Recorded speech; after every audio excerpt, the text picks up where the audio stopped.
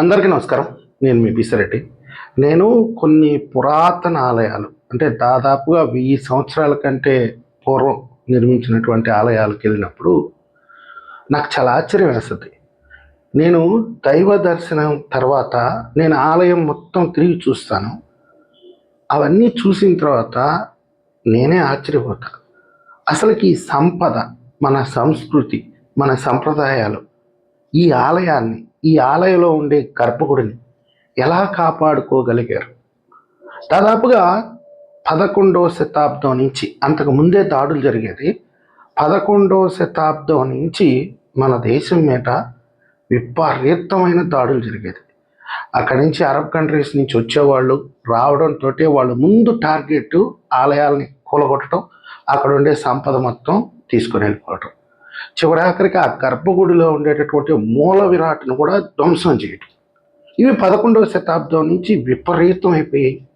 మన రాజులు కాపాడేదానికి ప్రయత్నించినా కానీ కొన్ని ఆలయాలను అయితే ధ్వంసం చేశారు, కొన్ని మిగిలి ఉన్నాయి. మీకు ఉదాహరణ చెప్తాను. శ్రీరంగంలో అయితే గర్భగుడిలోకి వెళ్ళి మలమూత్ర విసర్జన కూడా చేశారు వాళ్ళు. దాదాపుగా 15 రోజుల పాటు వాళ్ళు అక్కడే చేరి మొత్తం దాన్ని ఒక టాయిలెట్ లెక్క వాడారనమాట. కానీ మనం మూల విరాట్ని కాపాడుకోగలిగాం, ఆ ఆలయాన్ని కాపాడుకోగలిగాం. అనేక ఆలయాలు ఉన్నాయి. చాలామంది అంటారు తిరుమల చాలా సేఫ్గా ఉండింది, బ్రిటిష్ వాళ్ళు కూడా కన్నెత్తి తిరుమల వైపు చూడలేకపోయారని. దీనికి కారణం ఏంటంటే 10,000 మంది దాదాపుగా తిరుమల కొండ మీదకి వెళ్ళిపోయి ఉండేవాళ్ళు. ముందు తిరుమల మీద దాడి జరుగుతుంది అంటే ముందు అక్కడికి వెళ్ళిపోయి ఉండేవాళ్ళు. కింద నుంచి వీళ్ళు వస్తున్నారంటే పైనుంచి వాళ్ళు బాణాలు వేసి కొట్టవచ్చు. పైగా వాళ్ళకి రహస్య మార్గాలు తెలుసు, కాబట్టి ప్రాణాలు పోతాయి సైనికులు అని చెప్పి చాలామంది భయపడి తిరుమల వైపు చూడాల. ఇలా చాలామంది ఈ ఆలయాల మీద దాడులు చేస్తున్నప్పుడు ఎలా కాపాడుకోగలిగారు ఈ ఆలయాలని, ఈ సంపదని అనేది నాకు పెద్ద ప్రశ్నగా ఉండేది. నేను చాలామందిని అడిగాను అప్పట్లో. వాళ్ళు వివిధ రకాలైనటువంటి సమాధానం చెప్పేవాళ్ళు. ఇప్పుడు కాశీకి సంబంధించి అయితే ఏమి చాలా ఆలయాలు. అయితే నేను త్రివేంద్రంలో ఒక ఎగ్జిబిషన్ షో లాంటిది చూస్తే అక్కడ ఒక డాక్యుమెంటరీ ప్రదర్శించారు. అంటే మ్యూజియంకి సంబంధించింది, నాకు కరెక్ట్గా పేరు గుర్తు రావట్లేదు. అక్కడ నేను ఒక డాక్యుమెంటరీ చూశాను. ఒక ఆలయం మీద దాడి జరుగుతుంది అంటే ఆ గ్రామంలో ఆ చుట్టుపక్కల ఉండే వేలాది మంది వచ్చేసి ఆ గర్భగుడిని మొత్తాన్ని ఆలింగనం చేసుకొని అట్లే నిలబడిపోయేవాళ్ళు. అంటే ఒకరికొకరు పైన పడండి, ఏమైనా చేయండి, కత్తులతో పొడవండి, నూనె పోసి తగలబెట్టండి, ఏమైనా చేయండి, కానీ మా గర్భగుడిని మాత్రం మేము కాపాడుకుంటామని చెప్పి వేలాది మంది, అలా ఎంతోమంది ప్రాణత్యాగం చేస్తేనే ఈరోజు మనకి దాదాపుగా 50% ఆలయాలు కూల్చేశారండి వీళ్ళందరూ. ఈ తుర్కిష్లు, ఈ ఇరాన్ నుంచి వచ్చిన వాళ్ళు, ఆఫ్ఘనిస్తాన్ నుంచి వచ్చిన వాళ్ళు దాదాపుగా 50% ఆలయాలను కూల్చేశారు. కొంతమందిని మత మార్పిడి చేశారు, భయపెట్టేశారు హిందువుల్ని. నువ్వు మతం మారకపోతే చంపేస్తావంటే ఏం చేస్తారు? కొంతమంది ప్రాణాలు అరచేతిలో పెట్టుకొని మతం తీసుకున్న వాళ్ళు ఉన్నారు. కానీ ఎంతోమంది ప్రాణత్యాగం చేస్తే ఈరోజు మనకి కాశీ లాంటి ఆలయాలు, చాలా చాలా ఆలయాలు, మనకి ఆ సంప్రదాయాలు అన్నీ మనకి దక్కినాయి. ఈరోజు ఒక ఆడబిడ్డ, ఒక హిందూ స్త్రీ మన దేశంలో బతికి బట్టగట్టగలిగింది అంటే ఆ రోజు మన పూర్వీకులు ఆ బిడ్డని ఎంత కాపాడుకొని ఉంటారో ఒకసారి మీరు ఆలోచించుకోండి. మన భాష, మరీ ముఖ్యంగా తమిళ్ కానీ, కన్నడ కానీ, తెలుగు కానివ్వండి, మలయాళం కానివ్వండి, హిందీ కానివ్వండి, ఏదైనా సరే ఈరోజు మన భాషని మనం కాపాడుకోగలిగాం. అదే ఇప్పుడు ఆఫ్రికా కంట్రీస్కి వెళ్ళండి, అక్కడ వాళ్ళ భాష చాలామందికి తెలియదు. ఇంగ్లీష్ నేర్చుకున్నారు, తర్వాత వచ్చి వేరే వేరే భాషలకు వచ్చేసారు. ఎవరైతే ఆ దేశం మీద దాడి చేశారో ఆ భాషకు వచ్చేసారు, వాళ్ళ మాతృభాషను వదిలేశారు. చాలా కంట్రీస్ ఇలాగే అయిపోయినాయి. కానీ మనం ఆనాటికి కూడా, తర్వాత మళ్ళీ బ్రిటిష్ వాళ్ళు పరిపాలించినా కానీ మన భాషను కాపాడుకోగలిగాం, మన సంప్రదాయాలను కాపాడుకోగలిగాం. అంటే మన పూర్వీకులు ఏ విధంగా పోరాటం చేసి ఉంటారో ఒకసారి మీరే ఆలోచించుకోండి. అయితే ఇరాను, ఇజ్రాయెల్, అమెరికా యుద్ధం చేసి కొట్టుకుంటున్నారు. వాళ్ళు ఎందుకు కొట్టుకుంటున్నారో వాళ్ళకే అర్థం కావాలి. వాస్తవంగా చెప్పాలంటే ఇజ్రాయెల్కి ఇరాన్కి సంబంధించినటువంటి విషయం. మరి ఈ ఇరాన్ సౌదీ అరేబియా మీద, ఖతార్ మీద, దుబాయ్ మీద ఎందుకు దాడులు చేస్తున్నారంటే అక్కడ అమెరికా ఎయిర్ బేస్లు ఉన్నాయి, వాటిని ధ్వంసం చేయాలి. అంటే అమెరికాని, అంటే ఇజ్రాయెల్కి సపోర్ట్ చేస్తున్న అమెరికాని నష్టపరచాలి, వాళ్ళ మీద కూడా దాడి చేయాలి. ఇలా మొత్తం ఒక మతపరమైనటువంటి అంశం అది. ఇక్కడేమో ఆస్తుల కోసమో లేకపోతే సంపాదన కోసమో ఇదేమీ కాదు. ఒక మతపరమైనటువంటి, ఒక కులపరమైనటువంటి అంశంతో వాళ్ళు అనుకుంటున్నారు. మధ్యలో అమెరికా జోక్యం చేసుకుంది వాళ్ళ ఆయుధాల కోసం, వాళ్ళ వ్యాపారం కోసం. ఇరాన్ ఏదన్నా చెప్పు చేతుల్లోకి వస్తే అక్కడ ఉండే ఆయిల్ మొత్తం తోడుకొని వెళ్ళాలని. ఇది ఎవరూ జోక్యం చేసుకోలేరు, మనం ఎవరికి చెప్పలేము. ఎందుకు వచ్చిన గొడవ? వాళ్ళు అనుకుంటున్నారు. మనం మధ్యలో ఏలు పెడితే మన పరిస్థితి ఇంకొక రకంగా మారచ్చు. ఎట్టికేళ్ళకి ఏమైందంటే అక్కడ హార్మోజ్ జలసంధిలో నుంచి షిప్పులు రావటం ఆపేశారు ఇరాన్. ఈ లోపలే ఈరోజు మన భారతదేశంలో మీడియా ఎంత దరిద్రంగా తయారైపోయిందంటే మీ అందరికీ తెలిసినటువంటి విషయం ఇదంతా. ముఖ్యమైనటువంటి విషయాలు, ప్రజల్ని అప్రమత్తం చేయాల్సినటువంటి విషయాలు ఇవన్నీ పక్కన పెట్టేసి పనికి మాలిన విషయాలను తీసుకొని వచ్చి వాటిని ప్రచురం చేస్తున్నారు, ప్రజల్ని తప్పుదారి పట్టిస్తున్నారు. ఇక్కడ గ్యాస్ కొరత ఏర్పడిపోయింది. ఇంకా యుద్ధం కొనసాగితే పెట్రోల్, డీజిల్ కూడా అందకుండా పోద్ది, దేశం అంధకారంలోకి వెళ్ళిపోద్ది. వెంటనే మోడీ గారు జోక్యం చేసుకోవాలి. ఏం జోక్యం చేసుకుంటాం? ఈరోజు ఆ హార్మోజ్ జలసంధికి సంబంధించి ఇరాన్ ప్రభుత్వంతో మన భారత ప్రభుత్వం మాట్లాడింది. మా షిప్పులనైనా పంపించవయ్యా అని అన్నది. సరే అన్నారు వాళ్ళు. కానీ షిప్పులు బయటకు వచ్చేదానికి భయపడుతున్నారు. ఎందుకని? వాళ్ళు గ్రానైట్లు పెట్టున్నారు, కింద సముద్రంలోనే వాళ్ళు బాంబులు పెట్టున్నారు. వాళ్ళు పేల్చకపోయినా అవి పేలిపోతాయంట. నేను ఇప్పుడు ఒక వీడియో చూశాను. ఒక రెండైతే ఎలాగోలా తప్పించుకొని ముంబైకి వచ్చినాయి. ఇక్కడ ప్రభుత్వం పదే చెప్తుంది, ఎలాంటి గ్యాస్ కొరత లేదు, డీజిల్ కొరత రాదు, పెట్రోల్ కొరత రాదు. ఇప్పుడు అమెరికా ఒక పనికి మాలిన దేశం ఒకటి ఉంది. అంటే దేశాన్ని అనట్లేదు నేను, ట్రంప్ అనే నీచ నికృష్టుడు ఒకడు ఉన్నాడు. వాడు ఏం చేస్తాడు ఎవడికి అర్థం కాదు. ఈరోజు మనం ప్రత్యామ్నాయ మార్గాల్ని చూసుకొని వేరే దగ్గర నుంచి కొంటున్నామని చెప్తే వీడి దేనికైనా తెగిస్తాడు. కాబట్టి వీడి కంట పడకుండా మన మార్గాన్ని మనం వెతుక్కోవాలి. అమెరికానే ఒప్పుకుంది, వెనిజులా నుంచి ఆయిల్ తీసుకొస్తున్నాం, గయానా నుంచి వస్తుంది, ఇంకా కొన్ని దేశాల నుంచి వస్తున్నాయి, రష్యా నుంచి ఆల్రెడీ కంటిన్యూగా వస్తూనే ఉంది. ఒకవేళ ఈ యుద్ధం వల్ల ఒక 20 రోజులో 25 రోజులో ఇబ్బంది పడవచ్చు మనం. కొంతమంది ఇప్పుడు ఈ గ్యాస్ ఏజెన్సీలో కృత్రిమ డిమాండ్ని తయారు చేస్తున్నారు వాళ్ళు. అది ఒక మాఫియా. నిజంగా చెప్పాలంటే ఈ గ్యాస్ ఏజెన్సీల మీద, ఇలా ప్రవర్తన మీద చాలా అసహ్యం వేస్తుందండి. ఎప్పుడైతే ప్రజలు కష్టాల్లో ఉన్నారో అప్పుడే వీళ్ళు డిమాండ్ చేయటం, బ్లాక్ మార్కెట్ చేయటం, ఇలాంటి దందాలు చేయటం, ఇలాంటి వాటికి అన్నిటికీ అలవాటు పడతారు వాళ్ళు. అత్యంత దారుణంగా దిగజారుతారు.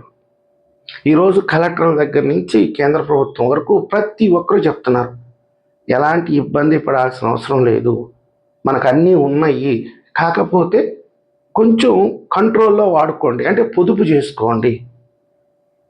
కొన్ని ఫేక్ బుకింగ్లు కూడా వస్తున్నాయంట, గ్యాస్ బుకింగ్లు. కొంతమంది బుక్ చేయకపోయినా వాడు ఏజెన్సీ వాడు బుక్ చేసేస్తున్నాడు.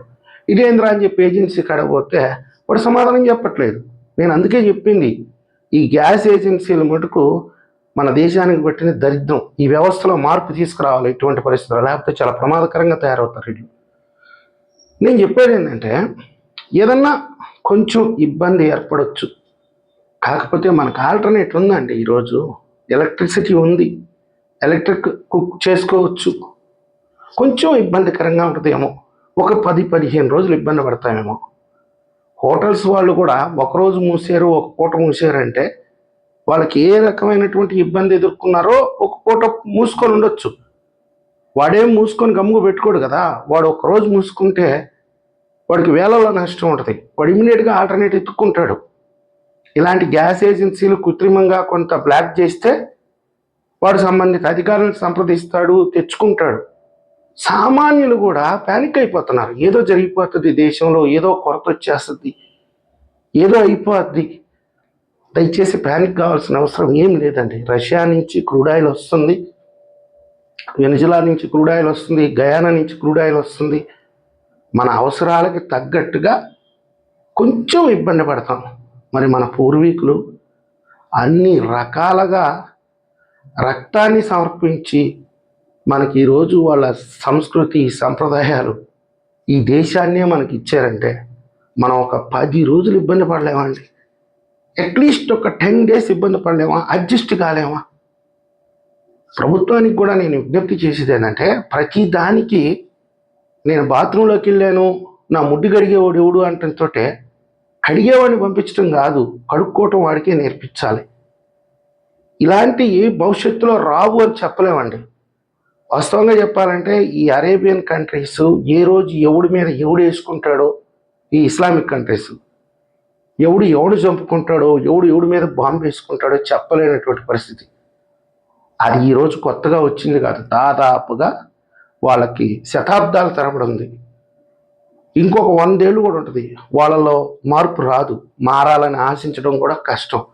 అందుకే ఈరోజు మన భారతదేశం ప్రత్యామ్నాయ మార్గాలను ఎత్తుక్కుంటాం ఎప్పుడో ప్రారంభించింది. అందుకే ఈరోజు నిరంతరాయమైనటువంటి విద్యుత్ శక్తి, గ్రీన్ హైడ్రోజన్ తయారు చేస్తున్నారు. ఒక 2-3 ఏళ్లలో అసలు మనకు విదేశాల నుంచి న్యాచురల్ గ్యాస్ ఎల్పిజి గ్యాస్ తెచ్చుకోవాల్సిన అవసరం ఉండదు.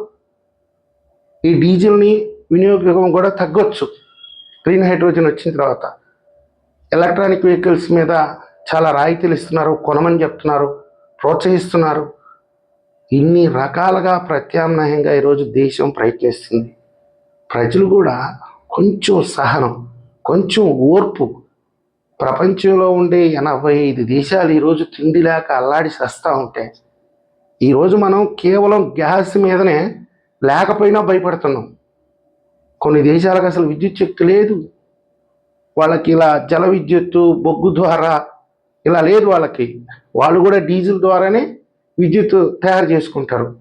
అలాంటి దేశాలకు అసలు డీజిల్ లేక వాళ్ళు జనరేటర్లు ఆపుకొని 6 గంటలు 7 గంటలు కరెంట్ ఇస్తున్నారంట కొన్ని దేశాల్లో. మరి ఏమంటారు మీరు? ఈరోజు మనకు కావాల్సినది కరెంట్ ఉంది, వాడుకుంటారా నాయన అంటున్నారు. ఒక ఎలక్ట్రికల్ కుక్కర్ తెచ్చుకుంటాం, ఒక ఇండక్షన్ స్టవ్ తెచ్చుకుంటాం, 4 రోజులు అడ్జస్ట్ చేసుకుంటాం. ఒకవేళ మన దగ్గర లేకపోతే పక్కన అడుగుతాం. పక్కింటోడిగా మనం కూడా ఇంకొకరికి సహాయం చేస్తాం.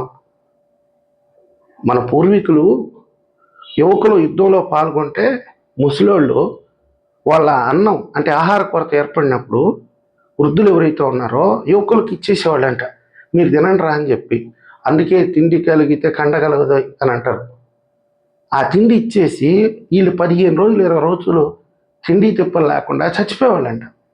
చచ్చిపోయినా పర్లేదు, నేనేం చేస్తాను, వాడు యువకుడు ఒక 10 కాలాల పాటు పోరాడతాడు, మన దేశాన్ని కాపాడుకుంటాడు అని చెప్పి వాళ్ళు తిండినే దానం చేసేవాళ్ళంట. ఈరోజు మనం కూడా ఒకరికొకరు సహకరించుకుందాం. గ్యాస్ సిలిండర్ లేదన్నాడు మన పక్కింటోడు, నీ కాడుంటే ఒకటి ఇవ్వు, సగం సిలిండర్ ఇవ్వు వాడికి, నువ్వు వాడిన సిలిండర్ ఉంటే. వాడు ఎలక్ట్రికల్ కుక్కర్ లేదన్నాడు, ఇవ్వు. మార్కెట్లో చాలా డిమాండ్ ఉంటే నా ఇంట్లో ఒకటి అడిషనల్గా ఉంది తీసుకుపోయి వాడుకోను. కొద్ది రోజులే కదా, 10-15 రోజులు కూడా అడ్జస్ట్మెంట్ లేకుండా దీని మీద కొంతమంది రీల్స్ చేస్తున్నారు. ఇంకా వాళ్ళని చూసి ఏమనుకోవాలో నాకు అర్థం కావట్లేదు. దయచేసి విపత్తు సమయాల్లో ప్రజలు ఎలా బతకాలనేది కూడా ప్రభుత్వాలు నేర్పించాలండి. ఈరోజు అనేక దేశాల్లో ఆర్మీ ట్రైనింగ్ అనేది కంపల్సరీ. అదే ఇరాన్లో 3 ఏళ్ళు ఆర్మీలో పనిచేస్తే కానీ పాస్పోర్ట్ ఇవ్వడానికి. సో మన దేశంలో అలాంటి నిబంధన లేదనుకోండి. కాకపోతే ఇలాంటి విపత్తు సమయాల్లో మనల్ని మనం ఎలా రక్షించుకోవాలి, మనల్ని మనం ఎలా ముందుకు తీసుకెళ్ళాలి, అసలు ఎలా బతకాలనేది కూడా ప్రభుత్వం చెప్పాలి. ప్రతి దానికి ప్రభుత్వం లొంగిపోయి నిజంగా ఇది గ్యాస్ ఏజెన్సీలు చేస్తున్నటువంటి మాఫియా. దీని మీద ప్రజలు నిలదీయాలి, మీడియా నిలదీయాలి. ఎందుకు ఇలా చేస్తున్నారు? కేంద్ర ప్రభుత్వం చెప్తుంది స్టాక్ ఎలాంటి ఇబ్బంది లేదంటుంది, మీరు అనవసరంగా ఎందుకు బుకింగ్స్ చేస్తున్నారు, ఫేక్ బుకింగ్స్ ఎందుకు చేస్తున్నారని మీడియా నిలబెట్టాలి, వాళ్ళని నిలదీయాలి, ప్రశ్నించాలి. అలాంటిది వదిలేసి అన్వేషు షడ్డీ వేసుకున్నాడు, వాడు తిట్టాడు, వీడు ఉచ్చబోసాడు, పూసలు అమ్ముకునేది ఎవరితోనే లేచిపోయింది. ఇదా మీరు బ్రేకింగ్ న్యూస్? అవి పక్కన పెట్టి మళ్ళీ గ్యాస్ సరఫరా కాదు, పెట్రోల్ ఆగిపోద్ది, డీజిల్ ఆగిపోద్ది, ఇలా జనాల్ని ప్యానిక్లోకి తీసుకెళ్తారా? దయచేసి ప్రజలకు కూడా విజ్ఞప్తి చేస్తున్నాను. ఎన్నో అవరోధాలని ఎదుర్కొన్నాం. ఈరోజు మన దేశం ముందుకు వెళ్తా ఉంది. ఎవడు ఆపలా మనల్ని. ఏడాదికి మళ్ళీ మనం అభివృద్ధి చెందుతూనే ఉన్నాం. కోవిడ్ వచ్చినప్పుడు చాలా దేశాలు నాశనం అయిపోయినాయి, మనమేం నాశనం అయిపోవాలా. కాబట్టి ఇలాంటివి వస్తున్నప్పుడు ప్రజలు కూడా కొంచెం ఓర్పుతో, కొంచెం అర్థం చేసుకుంటూ, కొంచెం సర్దుబాటు చేసుకుంటే అందరికీ బాగుంటుంది. ప్యానిక్ కావాల్సిన అవసరం లేదు అనేది నేను విజ్ఞప్తి చేసుకుంటున్నాను. ఈ వీడియో మీకు నచ్చినట్టయితే లైక్ చేయండి, సబ్స్క్రైబ్ చేయండి. ధన్యవాదాలు.